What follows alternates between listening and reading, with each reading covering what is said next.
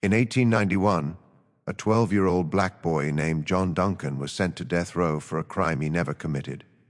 But within those prison walls, something extraordinary began to unfold. Dying men started to heal, wounds closed overnight, and the guards slowly realized they were holding someone who possessed an inexplicable gift. This is the story of John Duncan, the boy who could cure anything except the hatred that lived in people's hearts. It was March 1891 in Yazoo County, Mississippi, when they came for him. John was small for his age, a quiet child with gentle eyes and soft hands. Everyone in the black community of Cypress Landing knew him as a helpful boy who carried water for elderly neighbors and sang in church every Sunday. He never caused trouble or harm to anyone. But none of that mattered when two white girls were found dead near the cotton fields. Sheriff Morton discovered John sitting beneath an old oak tree, crying. His hands were dirty with soil, and beside him lay the two girls on the ground.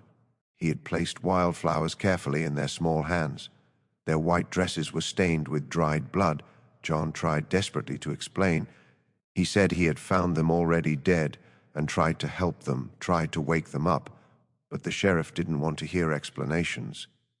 He saw a black boy alone with two dead white girls, and that was all the evidence he needed. They put chains on John's wrists and ankles, chains too large for his small body, made for grown men. They dragged on the ground as he walked. His mother screamed and fell to her knees in the dirt, begging them to listen. His father tried to step forward, but was pushed back hard by two deputies. The whole community watched in helpless silence as they loaded John into the back of a wagon. The journey to Parchman Prison took 3 days. John sat chained in that wagon, staring at the sky, unable to comprehend what was happening. He kept thinking about those two girls, about how he had found them in the woods and knelt down trying to help. He had touched their cold faces and cried over them, and now everyone believed he had killed them. The wagon rolled through small towns and past endless cotton fields. White people would stop and stare as they passed. Some pointed, some spat. John heard the hateful words they called him, words he had heard before but never truly understood the venom behind them until that moment. At night they would chain him to a tree while the sheriff and deputies made camp. John would lie on the hard ground looking up at the stars, wondering if he would ever see his family again. On the second day, when they stopped at a small town for supplies, a crowd gathered around the wagon. Men in dirty work clothes, women in long dresses, children no older than John himself, all wanting to see the boy who supposedly killed the white girls. Someone threw a rock that struck his shoulder. Someone else threw rotten fruit. The sheriff had to fire his gun in the air to make them disperse. But John saw the hatred in their eyes and understood then that he was already condemned. The hanging would just be a formality. When they arrived at Parchman, the guards looked surprised. They were expecting a man, not a child. The prison was a brutal place, a massive farm where prisoners worked the fields in chains under the merciless sun. The death row section was separate, a long building with small cells where men waited to hang. Deputy Warden Thomas Mitchell was the first to really look at John. Mitchell was 45 years old, a tall man with gray hair and weary eyes. He had worked at Parchman for 15 years and thought he had seen everything. But when they brought John Duncan into his office, still in chains, Mitchell felt something twist inside his chest. This was a child, a scared and confused child who should be playing with friends, not sitting in chains waiting to die. Mitchell read the charges slowly. Murder of 2 white girls, ages 9 and 7. The evidence was simple and damning. John was found with the bodies. His hands had blood on them. There were no other suspects. The trial had lasted less than 2 hours. The all-white jury took 10 minutes to decide. Guilty. Sentence, death by hanging, to be carried out on June 15, 1891. John didn't speak much those first days. They put him in a cell at the end of death row, away from the adult prisoners. The cell was 6 feet by 8 feet with a metal cot, a bucket for waste, and nothing else. The walls were stone, cold and damp, even in the warm spring air. A single barred window sat high up on one wall, too high for John to see through. At night, John could hear the other prisoners talking, cursing, crying. Some screamed in their sleep. The sound of chains dragging on concrete never stopped. There were 7 other men on death row, most of them white. They had killed in bar fights, or committed robberies and murders, or done things even worse. At first, they didn't pay much attention to the new arrival, but when they realized it was a child, a black child at that, some started calling out to him, asking what he had done, making cruel jokes. One old man named Henry Walsh, waiting to hang for killing his business partner, told the others to leave the boy alone. Walsh had grandchildren about John's age. Mitchell assigned guard Paul Hendricks to watch over the death row section. Hendricks was a hard man, 38 years old with scarred knuckles and a face that rarely smiled.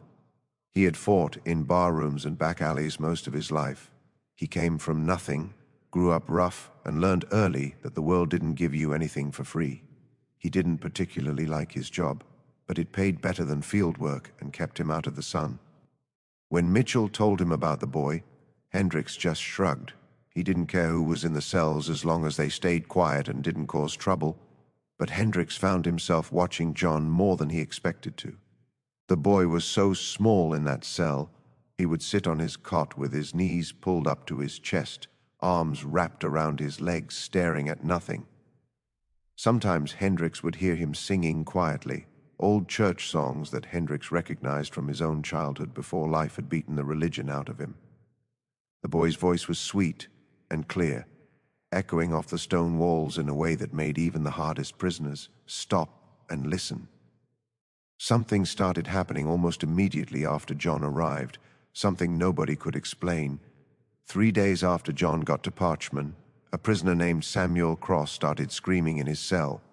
Cross was a white man, 40 years old, waiting to hang for killing a store owner during a robbery. He had been sick for weeks, with a fever that wouldn't break.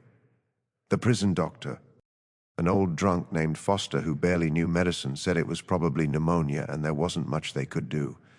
In 1891, pneumonia was often a death sentence. That night, Cross's screaming got so bad that Hendricks went to check on him. The man was burning up, shaking violently, barely breathing. His skin was pale as paper and slick with sweat. His eyes were rolled back in his head. Hendricks figured he would be dead by morning, which might be a mercy compared to hanging. He walked past John's cell on his way back to his post, and the boy was standing at the bars, watching with those big, sad eyes. His small hands gripped the metal bars tightly. Hendricks stopped. "What are you looking at, boy?" John didn't answer right away. Then he said softly, "That man is real sick. He's scared." Hendricks grunted. "Yeah, well, he's dying. Nothing to be done about it." John kept staring toward Cross's cell. "Maybe there is," he whispered, so quietly Hendricks almost didn't hear it. The next morning, Samuel Cross was sitting up in his bed, eating the awful prison breakfast like it was a feast. The fever was gone. His breathing was normal. His color had returned. He said he felt better than he had in months, actually better than he had in years. The pain in his joints that had bothered him for a decade was gone. The constant headache he had lived with had vanished. He felt strong and clear and new. The prison doctor came to examine him and couldn't find anything wrong. It was like the sickness had never existed. Foster scratched his head and muttered about miracles, checking Cross 3 more times to make sure. The other prisoners heard about it and talked among themselves. Some said Cross was faking, that he was never that sick to begin with. But Hendricks had seen him. The man had been dying. There was no question about it. Hendricks thought it was just luck. Sometimes people recovered on their own. The body was unpredictable. He had seen men survive things that should have killed them, and seen men die from small wounds that seemed like nothing. But then it happened again. A week later, another prisoner named James Wilson cut his hand badly on a piece of broken metal he was trying to shape into something useful. The wound was deep, bleeding heavily down to the bone. The doctor stitched it up with thick black thread but said it would probably get infected. Back then, infections killed people all the time. There were no antibiotics, no real medicine. A bad cut could mean death, especially in a place as filthy as a prison. Wilson's cell was 2 down from John's. That night, Hendricks heard Wilson groaning in pain. He went to check and found the man holding his bandaged hand, rocking back and forth. The bandage was already soaked through with blood. Hendricks gave him some whiskey to help with the pain and left.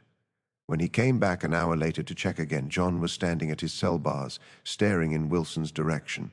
His small hands were gripping the metal bars so tightly his knuckles were white. Sweat stood out on the boy's forehead even though the night was cool. The next morning, Wilson unwrapped his bandage to change it. The wound was healed. Not healing, but healed. The stitches were still there, but the skin around them was pink and new, like the cut had happened weeks ago instead of yesterday. Wilson showed everyone who would look, holding his hand, "You pee to the bars." The prison doctor examined it carefully and had no explanation. He wrote in his report that he must have been mistaken about how deep the cut was, but Hendricks had seen it. He knew how bad it had been. Hendricks started to notice a pattern. Every time someone got sick or hurt on death row, they got better. And every time it happened, that boy John was standing at his bars watching, or sometimes lying on his cot with his eyes closed and his hands pressed together like he was praying. A prisoner with a rotten tooth that had been causing him agony for months woke up one morning pain-free, the tooth somehow saved. A man with terrible stomach cramps that had lasted for days suddenly felt fine. A guard who twisted his ankle badly walking down the stairs could walk normally the next day. It all started after John Duncan arrived. Mitchell noticed it too. He was a careful man, trained to see patterns, to notice when things weren't right. He started keeping records, writing down every incident in a leather notebook he kept locked in his desk. Prisoners' name, what was wrong with them when they got better, and whether John had been nearby. The pattern became impossible to ignore. One night, Mitchell went down to death row alone. It was late, past midnight. Most of the prisoners were asleep. The only sound was snoring and the occasional cough. He walked slowly to John's cell, his boots echoing on the stone floor. He found the boy sitting on his cot, knees pulled up to his chest, staring at the wall.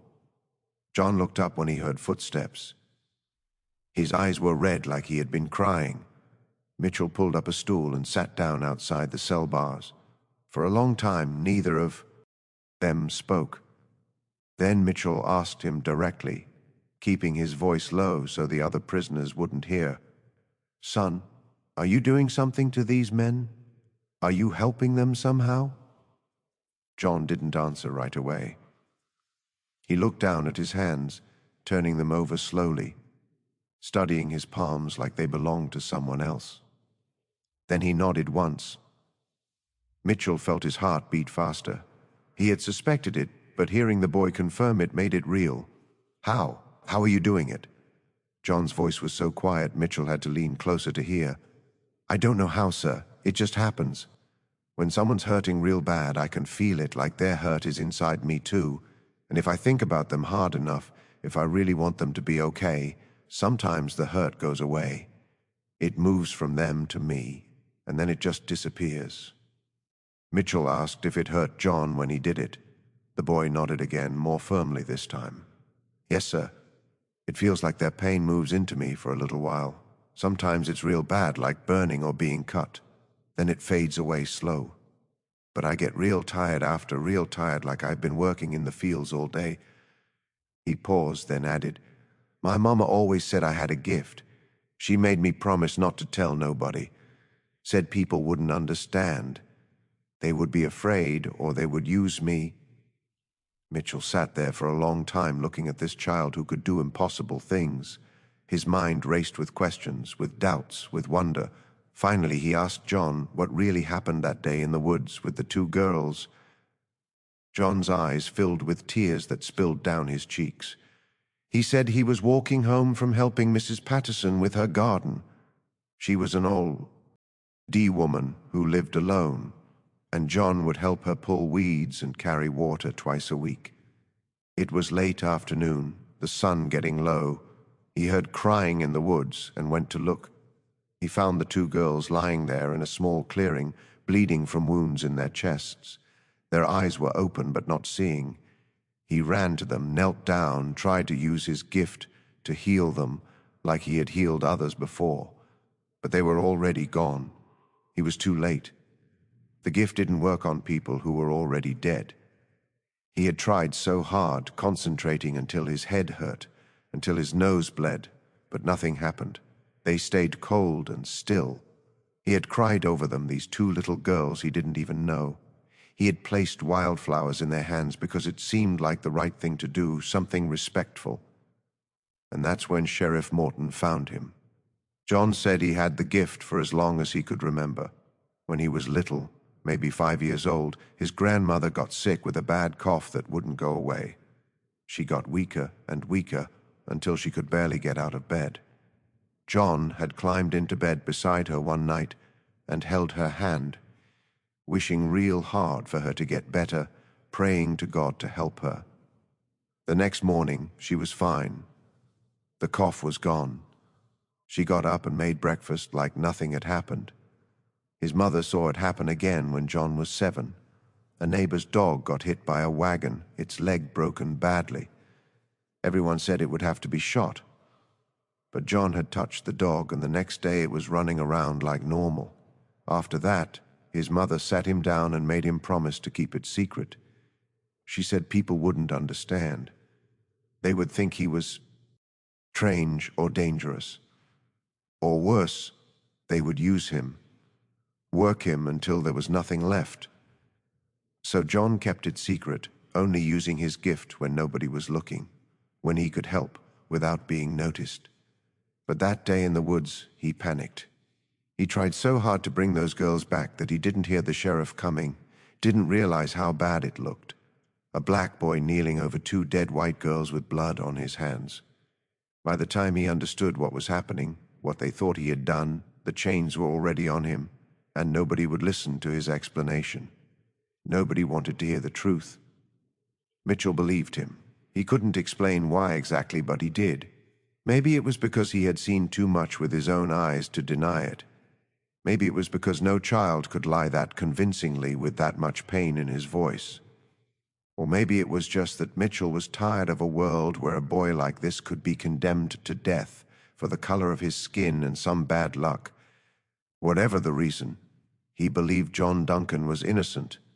But believing the boy was innocent and proving it were two very different things. In Mississippi in 1891, a black child accused of killing white children had no chance. The courts didn't care about evidence or truth or justice. They cared about keeping white people satisfied and keeping black people afraid. The system was built to work this way, designed from the ground up to destroy people like John Duncan. Word about John's gift started spreading through the prison. At first it was just whispers, prisoners talking quietly through the walls at night when the guards weren't paying attention. But soon everyone knew. The men on death row, the guards who worked the night shift, the prisoners in the general population who heard stories from the death row inmates during meals or work detail. Some of the prisoners started asking for John's help directly, calling out to him through the walls. Men with old injuries that never healed right, men with sicknesses the doctor couldn't fix or wouldn't try to fix, men who just hurt all the time from years of hard labor and harder living. Hendricks told Mitchell they needed to stop it. If word got outside the prison walls, there would be trouble. People would either think they were making it up, lying about miracles to make the prison look good, or worse, they would believe it and want to use the boy. Rich people would come demanding healing for themselves and their families. Poor people would come begging. The church might get involved, calling John a saint or a demon depending on who you asked. It would become a circus. Mitchell agreed, but he didn't know how to stop something that happened without anyone planning it. He couldn't lock John away more than he already was. He couldn't stop people from getting sick or hurt, and he couldn't bring himself to tell John to stop helping people. Not when the boy seemed to need to do it. like it was the only thing that gave his life meaning. Then one of the other guards, a man named Robert Clay, came to Mitchell with an idea. Clay was different from most of the guards at Parchman. He was educated, had gone to college for 2 years before money ran out. He read books. He thought about things. He was quiet and serious, and the other guards thought he was strange. Clay said if John really had this gift, if he could really heal people, they should test it properly. Bring someone who was really sick, someone dying, and see if John could help. If he could, maybe they could use that to prove John was special. Maybe they could get him a new trial, get important people interested in his case. Maybe they could save his life. Mitchell didn't like the idea. It felt wrong using a child's gift like that. It felt like they would be no better than the people his mother warned him about, the ones who would work him until there was nothing left. But he also knew it might be John's only chance. The execution date was set for June 15th, just 3 months away now. Without something dramatic, something undeniable, something that would make people pay attention, John Duncan would hang. They would put a noose around the neck of a 12-year-old boy and drop him through a trap door, and that would be the end of it. They decided to bring in Clay's own father. Martin Clay was 68 years old and dying of cancer. The doctors had given up on him months ago. The tumor in his stomach was eating him alive from the inside. He couldn't eat solid food anymore, could barely drink water without vomiting. The pain was so bad he spent most days in a chair by the window, too tired to even read the Bible that sat in his lap. His son Robert had watched him waste away, getting thinner and weaker, the life draining out of him day by day. The doctors said he had maybe a month left, probably less. Robert Clay asked his father if he would be willing to see the boy, to let John try to help him. Martin agreed without hesitation. He had nothing to lose. He was already dying. They brought Martin Clay to the prison on a Sunday morning in EA. May. It took 2 men to help him walk from the wagon to the warden's office. His skin had a yellow color to it. His eyes were sunken deep in his skull. He weighed maybe 90 pounds, all bones and loose skin. They put him carefully in a padded chair and brought John in. John looked at the old man, and immediately his eyes got wet with tears. He could feel the pain radiating from Martin Clay like heat from a fire. It was overwhelming, a constant burning agony that filled every part of the old man's body. Without being told what to do, without asking permission, John walked over slowly and placed his small hands on Martin's stomach, right where Robert said the tumor was. Martin gasped at the touch. He said later it felt like ice water and hot fire at the same time, spreading through his body from where the boy's hands rested. John closed his eyes tight. His hands started shaking. Sweat broke out on his forehead and ran down his face. His breathing became fast and shallow. Everyone in the room watched in complete silence. Mitchell stood by the door. Robert Clay stood behind his father's chair. Hendricks was there too, along with 2 other guards who had come to see for themselves. Nobody moved, nobody spoke. The only sound was the old man's breathing, and a soft humming sound that seemed to come from John himself. After about 5 minutes that felt like 5 hours, John pulled his hands away suddenly and stumbled backward. Mitchell caught him before he fell. The boy was pale as milk, breathing hard, looking like he might pass out or throw up or both. Mitchell helped him to a chair and made him sit down. John's nose was bleeding, a thin line of red running over his lip. Hands were shaking so badly he couldn't hold them still. Martin Clay sat very still for a moment, his eyes wide. Then he took a deep breath, deeper than he had been able to breathe in months. He put his hand on his stomach, pressing gently where the tumor had been. The constant, terrible pain that had lived there for so long was gone, just gone, like it had never existed. He looked at his son with tears running down his face. "Robert," he whispered, his voice stronger than it had been in weeks. "It doesn't hurt anymore, Robert. It doesn't hurt." Over the next week, Martin Clay got stronger. Not all at once, but steady and sure. He started eating again. Small amounts at first, then more. The yellow color left his skin. He could walk without help. He spent time in his garden again, something he thought he would never do. When his doctor examined him 2 weeks later, the man was speechless. He checked Martin 3 times, not believing what he was seeing. The tumor was smaller, much smaller. A month after that, when the doctor checked again, it was gone completely. Vanished. The doctor called it a spontaneous remission, extremely rare but medically documented in a few cases throughout history. But Martin Clay knew the truth. That boy had saved his life. That boy had given him back his future. Robert Clay became John's most devoted defender after that. He started gathering evidence with the determination of a lawyer building a case. He talked to people in Cypress Landing, John's home community. He found witnesses who remembered seeing John at Mrs. Patterson's house that afternoon. He found Mrs. Patterson herself, who confirmed that John had helped her in her garden and left before the girls were killed. He discovered that the 2 girls had been seen with a white man earlier that day, a drifter who had been working odd jobs around the county. Several people remembered him because he was strange and unfriendly, made people uncomfortable. That man had left town the day after the girls died and nobody knew where he went. Clay wrote letters to lawyers in Jackson, in Memphis, in New Orleans. He wrote to newspapers trying to get them interested in the story. He wrote to ministers and church leaders thinking they might care about a boy who could heal. He even wrote to the governor, though he didn't expect anything to come from that. He used his own money, what little he had, to pay for a private investigator to try to track down the drifter. He did everything he could think of to build a case for John's innocence, to give him a chance. But the system didn't want to listen. The local judge refused to reopen the case. He said the trial was fair and the verdict was final. The newspapers wouldn't print stories defending a black boy accused of killing white children. Most of them wouldn't even respond to Clay's letters. The few that did respond said it wasn't news, or it wasn't appropriate, or they didn't have space. The lawyers Clay contacted said there was nothing they could do. The case was closed. Some were honest about it, told him straight that even if John was innocent, even if he could perform miracles and heal the dead, it wouldn't matter.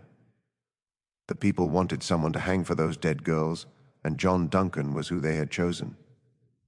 That was how justice worked in Mississippi. That was how it had always worked. As spring turned to summer, people started coming to see John. Despite Mitchell's efforts to keep it quiet, guards brought family members who were sick. A few prisoners who were about to be released told their families about the boy. Word spread through the surrounding counties. Soon Mitchell had to turn people away almost every day. People showed up at the prison gates asking to see the miracle boy. Some offered money, some begged, some demanded, saying it was their right as taxpayers or Christians or human beings. It was becoming impossible to keep secret. John helped everyone he could, everyone they brought to him. A woman with terrible arthritis, who hadn't been able to use her hands in years, came in crying from pain, and left crying from joy, flexing her fingers that worked like new. A child with a twisted leg who had never walked without crutches learned to walk straight and strong. A man going blind from cataracts, who could barely see light and shadow, could suddenly see clearly, see his wife's face for the first time in years. Every healing left John weaker, more tired, his small body taking on damage it wasn't meant to carry. But he never said no. He never refused. Mitchell noticed the boy was getting thinner, the dark circles under his eyes growing deeper and darker.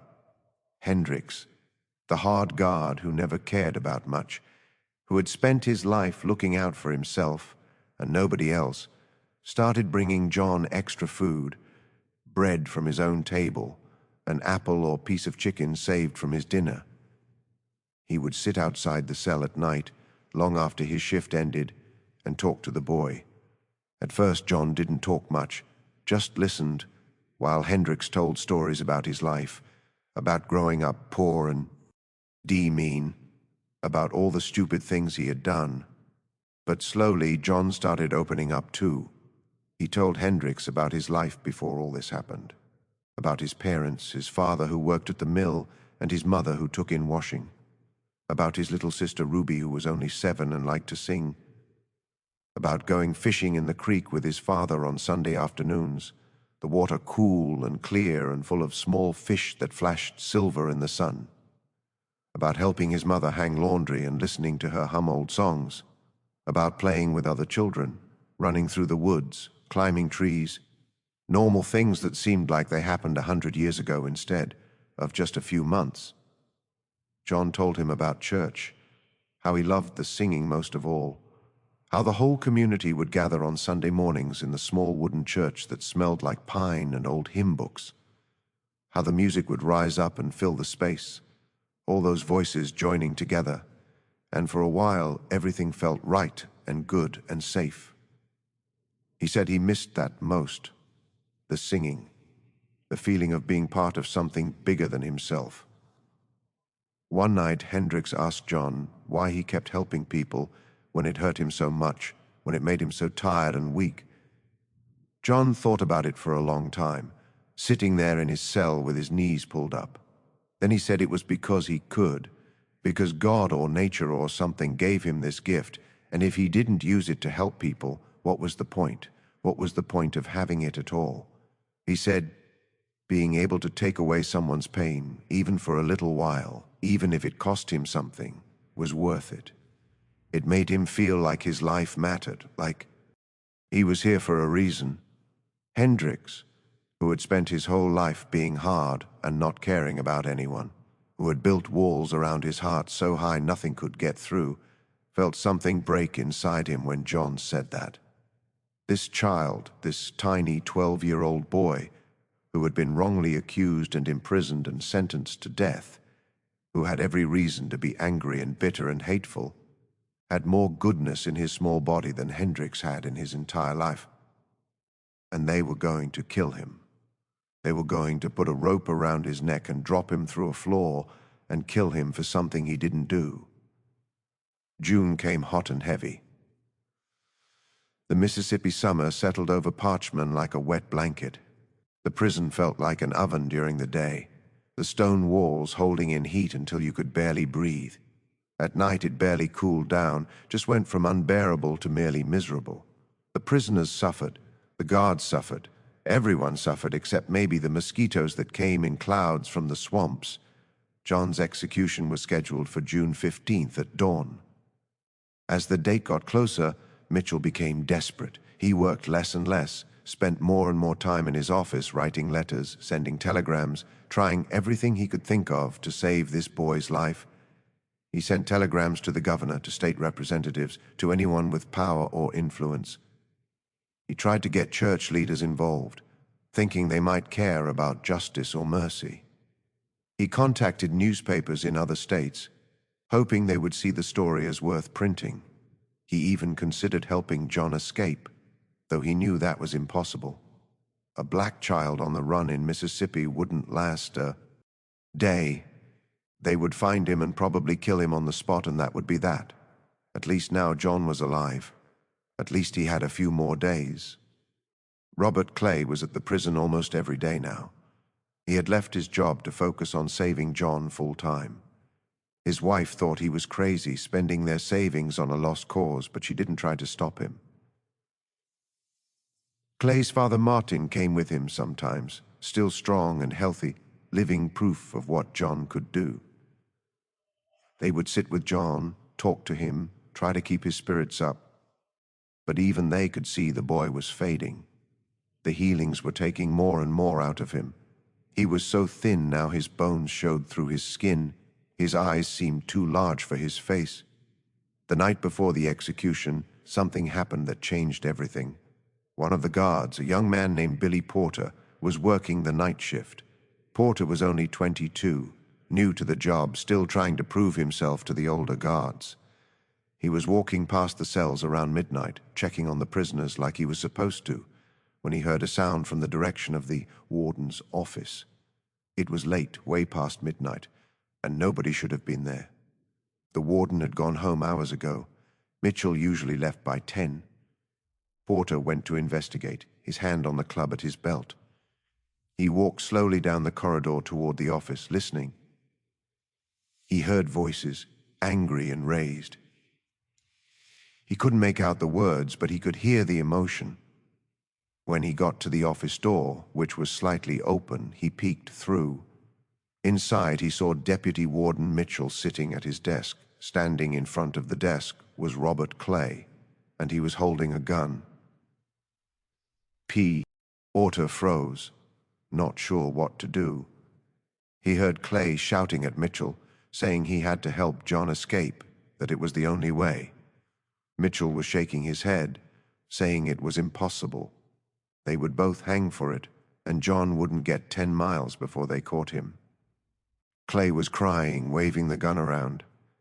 He said he didn't care anymore, that he couldn't stand by and watch them kill an innocent child, that he would rather die trying to save him than live knowing he didn't try. Porter should have gone for help. That's what he was trained to do. But he was young and scared and didn't know what to do. He stood there frozen, watching through the crack in the door. He saw Clay and Mitchell arguing, saw Mitchell stand up and try to reach for the gun. They struggled, and then the gun went off. The sound was impossibly loud in the small office. Mitchell fell back into his chair, blood spreading across his chest. Clay stood there staring at the gun in his hand like he couldn't believe what just happened. Then he dropped it and ran, pushing past Porter in the doorway and disappearing into the night. Porter stood there for a few seconds in shock. Then he started shouting for help. Guards came running from all directions. They found Mitchell slumped over his desk, bleeding badly. He had been shot once in the chest, just left of center. The blood was dark and coming fast. Porter tried to explain what happened, the words tumbling out. Someone ran to get the prison doctor. Someone else organized a search party to find Clay. But everyone could see Mitchell was in bad shape. Real bad. They brought Mitchell down to the prison doctor's office, 4 men carrying him as gently as they could. The doctor, old Foster with his shaking hands and whiskey breath, took one look at the wound and shook his head. The bullet had gone through Mitchell's lung. He was drowning in his own blood, choking on it. His breathing was wet and rattling. His skin was turning gray. Foster said there was nothing he could do. Mitchell would be dead within the hour, maybe less. The nearest real hospital was 2 days away by horse and wagon. There was no time. There was nothing anyone could do. Hendrik stood there watching his boss and friend dying, blood bubbling from his lips with each shallow breath, and suddenly he knew what had to be done. He didn't think about it, didn't plan it, just acted.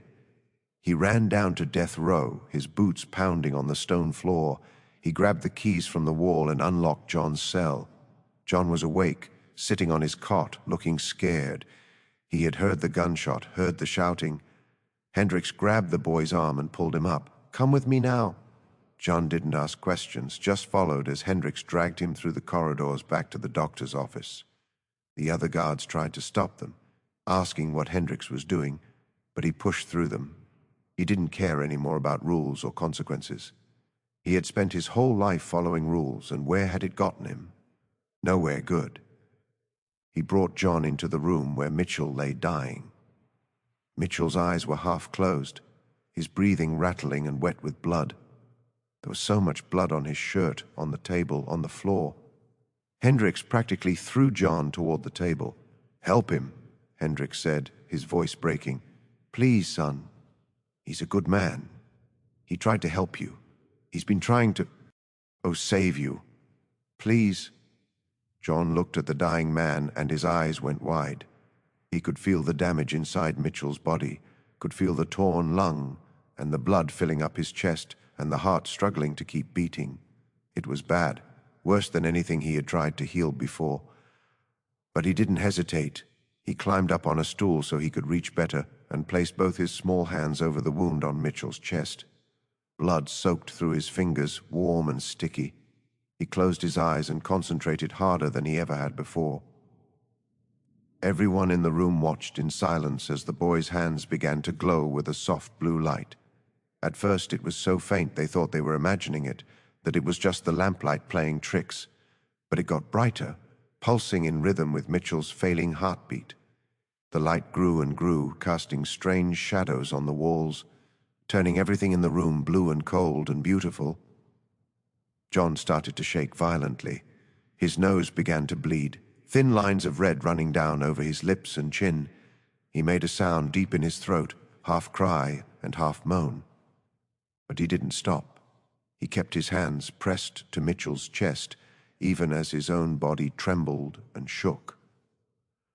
The light got brighter and brighter, so bright that everyone had to look away to shield their eyes. It filled the room like lightning, like the sun itself was shining through that boy's hands. Then suddenly it stopped. The light vanished like someone blew out a candle. John collapsed, his small body crumpling like paper. He fell off the stool and hit the floor hard. Hendricks caught him, rolled him over. The boy's eyes were open, but not seeing anything, staring at no thing. Blood ran from his nose and ears, staining Hendricks's shirt.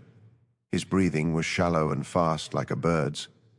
When Hendricks picked him up, the boy felt like he weighed nothing at all, like he was made of paper and air and light instead of flesh and bone. Everyone rushed to Mitchell. He took a deep breath, then another, clear and strong. The wet rattling was gone. The blood stopped flowing from the wound. Someone opened his shirt to look and gasped. Where the bullet hole had been, there was only pink new skin. The bullet itself had been pushed out somehow, lying on the table in a pool of blood. Mitchell's eyes opened fully. He looked around confused, touching his chest. "What happened?" he asked. His voice was steady and strong. "I feel fine, I feel good." But John didn't move. They carried the boy back to his cell and laid him on the cot as gently as they could. The doctor tried to examine him but didn't know what was wrong. There were no visible injuries except the blood from his nose and ears. His heartbeat was weak and irregular. His skin was cold as ice. His eyes were open but seeing nothing. It was like he was fading away from the inside piece by piece, like a candle burning down to nothing. Mitchell, fully healed now like he had never been shot, sat beside John's cot and held the boy's small, cold hand. He was crying, tears running down his face into his beard. "What did I do?" he kept saying over and over. "What did I do to him? He saved me and I killed him. What did I do?" John opened his eyes once, several hours later. The sun was starting to come up, pink light filtering through the high window. He looked at Mitchell and smiled just a little, his lips barely moving. "It's okay," he whispered, his voice so faint Mitchell had to lean down close to hear. "You're a good man. You tried to help me. I know you tried.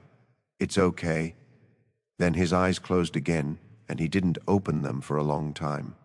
Dawn came on June 15th, the day John was supposed to hang, but instead of preparing an execution, the guards stood around his cell watching a child die slowly. Mitchell sent word to cancel everything. He told them to dismantle the gallows, to send the witnesses home. He didn't care anymore about orders or the law or what people would say. If they wanted to fire him, let them. If they wanted to charge him, fine. He wasn't going to let this boy's last hours be spent preparing to kill him. They caught Robert Clay trying to board a train in Jackson, trying to leave the state. The local sheriff brought him back to Parchman to face charges for shooting Mitchell, but Mitchell refused to press charges. He said it was an accident, that the gun went off during a struggle over something else entirely, that Clay was trying to leave for personal reasons that had nothing to do with the shooting. The sheriff didn't believe him, but without Mitchell's cooperation, there was no case.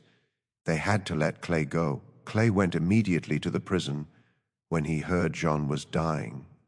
They let him in.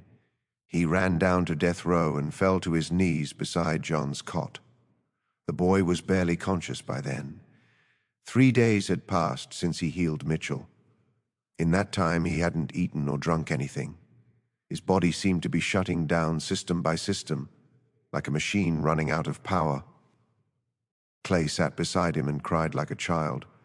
He told John he was sorry that he never meant for any of this to happen, that he only wanted to save him. John squeezed his hand weakly, the only sign that he heard. Mitchell finally sent word to John's parents on the 4th day. He should have done it sooner, but he kept hoping the boy would get better, that he wouldn't have to write that terrible letter. But John was getting worse, not better. His breathing was shallow and irregular. His skin was gray. His eyes stayed closed. The doctor said there was nothing medically wrong with him, but he was dying anyway, dying from the inside out. John's parents came as fast as they could, traveling 2 days without stopping to rest or sleep. When they finally arrived at Parchman, and the guards brought them down to death row, John's mother saw her son lying on that narrow cot and let out a sound that nobody who heard it ever forgot. It wasn't a scream or a cry. It was something deeper and more terrible, a sound of pure grief that seemed to come from the bottom of her soul. She ran to the cell, and the guards unlocked it quickly, letting her in. She climbed into the narrow cot with John, gathering his small, thin body into her arms. She held him against her chest, rocking him like she did when he was a baby, when he was small and innocent and the world hadn't hurt him yet. She sang to him old songs from when he was little, her voice broken and raw but still beautiful. His father stood at the bars, one hand reaching through to touch his son's foot, unable to speak through his tears. John woke up one more time on the morning of the 6th day after he healed Mitchell. His mother and father were there. So were Mitchell, Hendricks, Clay, and a dozen guards who had come to know. The boy who had watched him heal others, who had seen the goodness in him. John looked at each of them with clear eyes, more clear than they had been in days. He seemed at peace. He spoke quietly, but everyone heard him. He said he wasn't afraid. He said he understood why things happened the way they did, even if it didn't seem fair. He said the gift was never really his anyway. It just moved through him like water through a pipe, and now it was time to let it go. He told his mother not to be sad, that he got to help a lot of people, and that was more than most people got to do in a whole lifetime. He told his father to take care of Ruby, to make sure she went to school and learned to read.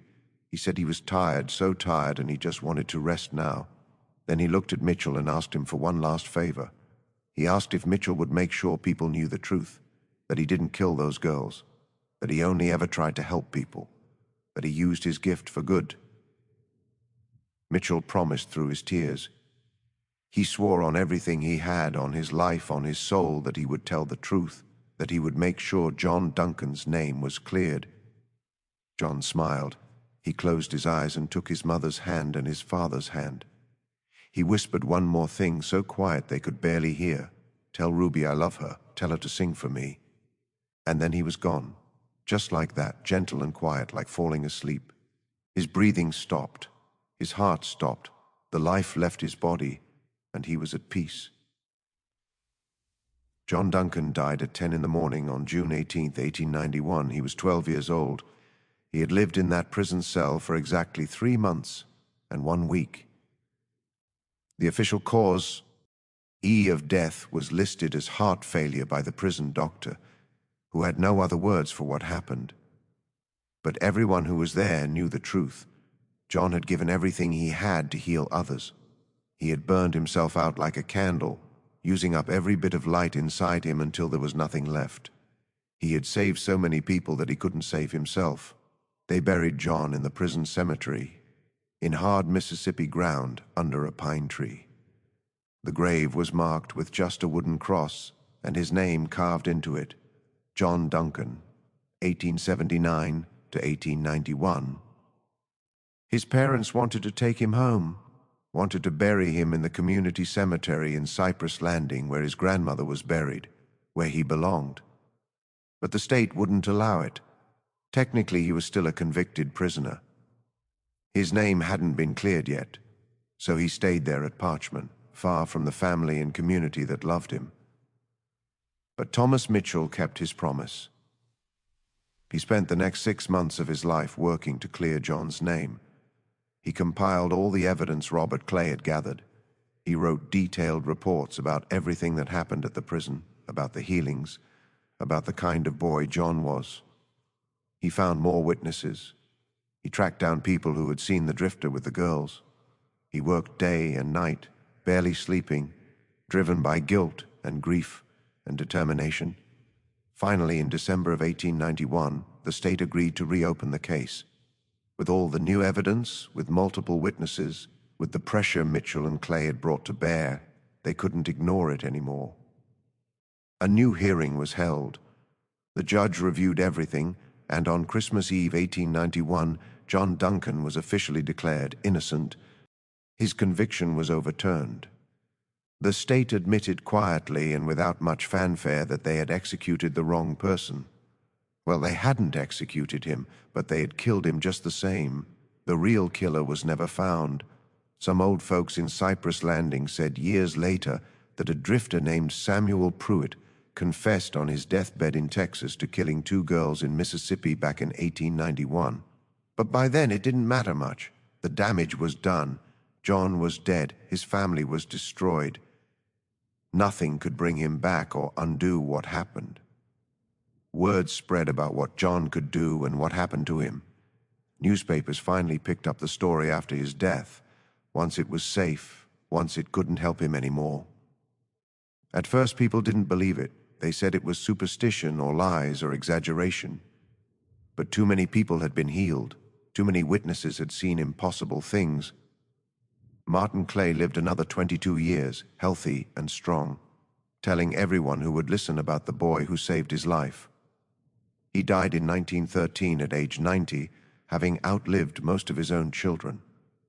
His last words were about John Duncan. Thomas Mitchell left Parchman Prison in 1892. He couldn't work there anymore, couldn't walk those halls without seeing John's face, without hearing his quiet voice singing hymns in the night. He spent the rest of his life working for prison reform, trying to change a system that would condemn a child to death, based on nothing but skin color and bad luck. He gave speeches, wrote articles, lobbied legislators. He became known as a voice for justice, though he always said he was just trying to make up for his failure to save one boy. He died in 1935 at age 79, and they say his last words were an apology to John Duncan. Paul Hendricks left Parchman too, a few months after Mitchell. He moved north to Ohio, as far from Mississippi as he could get, while staying in the country. He became a different kind of man there, softer, kinder, more patient. He volunteered at a children's hospital, reading to sick kids, bringing them toys. He never married, never had children of his own. People who knew him in Ohio would have been shocked to learn about his past, about the hard, mean man he used to be. He died in 1921, and in his will, he left everything he had to organizations that helped sick children. It wasn't much money, but it was everything he had. Robert Clay never forgave himself for what happened to Mitchell and indirectly to John. He fell into depression after John's death, barely able to function. His wife left him, taking their children, unable to watch him destroy himself. He lost his job, then his house. He ended up living in a boarding house, doing odd jobs to survive, but he kept John's memory alive. He wrote a book about him, published in 1895, called The Healing Boy of Parchman. It didn't sell many copies, but the people who read it were moved by it. Clay died in 1903, probably from drinking too much, alone in that boarding house. They found John's photograph on his bedside table. John's mother died 3 years after her son, in 1894. People said it was pneumonia, but everyone knew it was really a broken heart. She never smiled again after John died. She stopped singing. She stopped going to church. She just faded away slowly until there was nothing left. John's father lived longer but was never the same. He became quiet and distant, working at the mill but not really living. He died in 1906. Ruby, John's little sister, grew up and moved north to Chicago. She became a teacher, married a good man, had children of her own. She named her first son John, and she told him stories about his uncle who could work miracles. When Ruby died in 1957 at age 73, she was buried with a photograph of her brother that she had carried her whole life. Over the years, people started visiting John's grave at Parchman. At first, just a few people, family members, or people from Cyprus Landing who remembered him. Then people who had heard the stories. Then people who had been healed by him, or children and grandchildren of people who had been healed. They brought flowers, they brought prayers, they brought small tokens, things John might have liked. Some brought their sick children and prayed over the grave, hoping for healing even though John was long gone. They said sometimes they felt a warmth in the air around the grave, like John was still there somehow, still trying to help. The wooden cross rotted away after a few years, weathered by sun and rain. Someone from the community replaced it with a stone marker in 1895. Then in 1910, someone else paid for a proper headstone made of marble. It had an inscription that read, John Duncan, 1879 to 1891. He healed the sick and loved his enemies. Gone but never forgotten. By 1920, there was a small fence around the grave, painted white, kept neat by volunteers. People left flowers there year-round. On the anniversary of his death, June 18th, people would gather for a memorial service. They sang the old hymns John used to sing. They told stories about him. Hay reminded each other that one boy, one small powerless boy, had changed dozens of lives just by refusing to let hate and fear turn him cruel. Medical science would eventually try to explain some of what John could do, or at least attempt to. Doctors and researchers became interested in cases of spontaneous healing, in the power of touch and belief, in things that seemed impossible but happened anyway. Some said John had been a fraud, that the healings were coincidence or misdiagnosis. But they couldn't explain Martin Clay's tumor vanishing. They couldn't explain wounds closing overnight. They couldn't explain a bullet wound healing in seconds. So mostly they just avoided talking about it because it didn't fit into their understanding of how the world worked. But no scientific explanation could capture what John Duncan really was. He was a boy who chose kindness in a world full of cruelty. He was someone who gave everything, literally everything, to help others. He was proof that real power doesn't come from violence or hate or fear, but from love and compassion and the willingness to sacrifice yourself for someone else. The prison at Parchman still stands today, though it's been rebuilt and changed many times over the years. But the old death row section where John spent his last days was torn down in 1934. Some of the guards who worked there before it was demolished swore they could hear a child singing at night when they worked late shifts. They said the voice was beautiful and sad, singing old hymns that their grandmothers used to sing. They said the sound made them feel peaceful, like someone was telling them everything would be okay, that there was something beyond this hard world, something better waiting. Thomas Mitchell lived until 1935, long enough to see some of the changes he fought for. In his final days, surrounded by children and grandchildren, he told the story one more time about John Duncan, about the bullet wound that should have killed him, about the boy who gave his own life to save a man who couldn't save him in return. He said it was the greatest gift anyone ever gave him and the greatest shame he ever carried. He said if he could go back and change things, he would have broken John out of that prison, even if it meant hanging for it. He would have done anything to save that boy. The truth is, nobody really knows what John Duncan was or how he did what he did. Maybe it was a gift from God. Maybe it was something in his body, some genetic accident that science still can't explain. Maybe it was just love made visible, the purest form of human compassion turned into something physical and real. Or maybe it was all three at once, or something else entirely that we don't have words for. What we do know is this: in 1891, a 12-year-old black boy was sentenced to death for a crime he didn't commit. And in the short time he had left facing his own death, he chose to heal instead of hate. He chose to give instead of take. He chose to love people who were part of the system killing him. That's not just a miracle of the body, that's a miracle of the soul. That's proof that even in the darkest places, even in the most broken systems, even when the world is cruel and unjust and wrong, there can still be light, there can still be goodness, there can still be hope. John Duncan's gift wasn't just healing bodies, it was healing souls. Everyone who met him, everyone who witnessed what he could do, everyone who heard his story was changed by it. Some became better people. Some fought harder for justice.